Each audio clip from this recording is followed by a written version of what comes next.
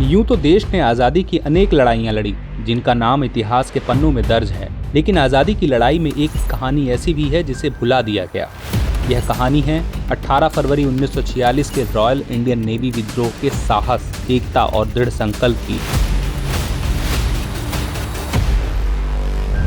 किसे पता था कि भारतीय नौसेना से पैदा हुआ यह विद्रोह एक राष्ट्र की नीति को नया आकार देने वाला है। द्वितीय विश्व युद्ध की गूंज अभी धुंधली हुई थी कि भारतीय नौसैनिकों में असंतोष की आंधी चल पड़ी।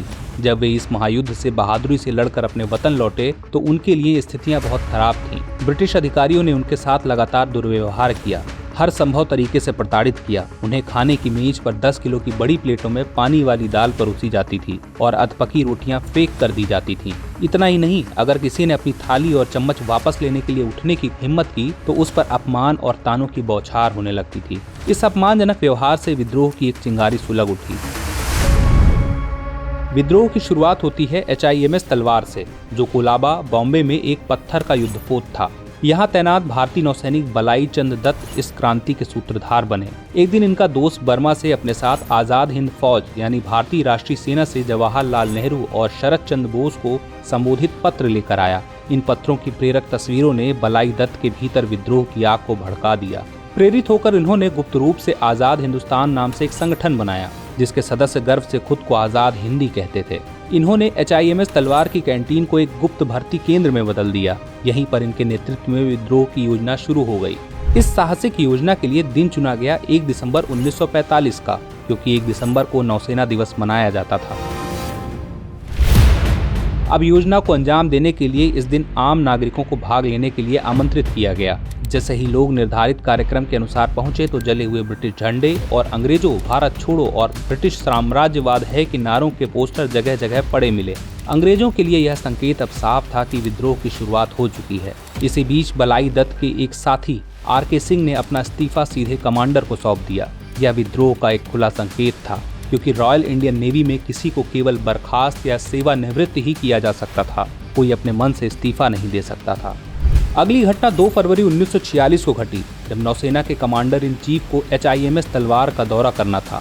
बलाई दत्त और उनके साथी विद्रोहियों ने इस अवसर का लाभ उठाया और मंच पर जहां कमांडर को सलामी देनी थी, जय हिंद लिख दिया। लेकिन बलाई दत्त को उसके हाथ पर गोद लगने के कारण एक दुर्घटना के कारण पकड़ लिया गया।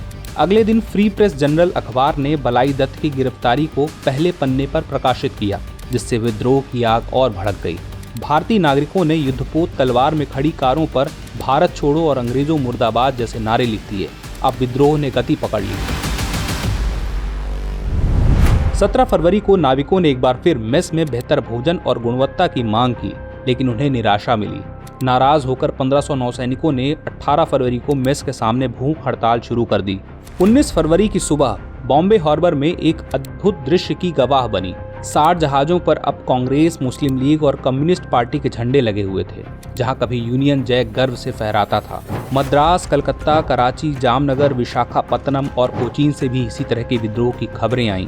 80 जहाज, 4 नौसैनिक बेड़े और 20,000 नौसैनिक कर्मियों ने एकजुट होकर ब्रिटिश सरकार में डर पैदा कर दिया।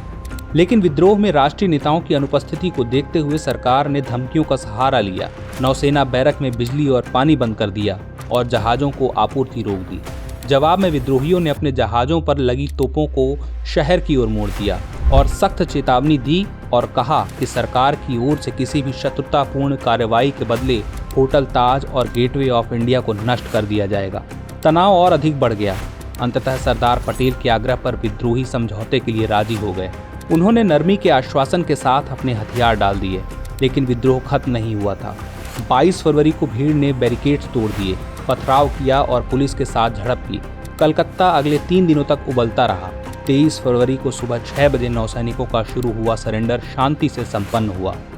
सरेंडर करने वाले नौसैनिकों के लिए अंग्रेजों ने सरदार पटेल से वादा किया था कि उनके साथ नरम व्यवहार किया जाएगा, लेकिन यह वादा अंग्रेजों का झूठा साबित हुआ।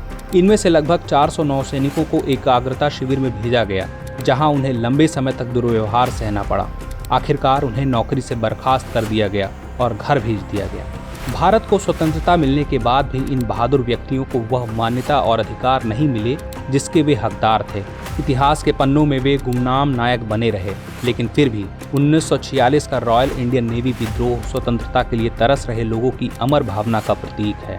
यह औपनिवेशिक शासन के चंगुल से अपनी मातृभूमि को पुनः प्राप्त करने के उनके साहस, एकता और दृढ़ संकल्प का एक प्रमाण है।